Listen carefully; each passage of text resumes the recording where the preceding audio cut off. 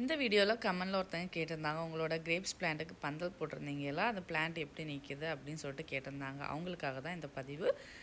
பந்தல் போட்டு பார்த்திங்கன்னா பிளான்ஸ் எல்லாம் கட் பண்ணி விட்டதோடு சரி. அதுக்கப்புறம் பார்த்திங்கன்னா அதை வந்து பராமரிக்கவே இல்லை. ஆனால் பார்த்திங்கன்னா கொடியெல்லாம் சூப்பராக வந்து படர்ந்து வளர்ந்து வந்துட்டுருக்கு.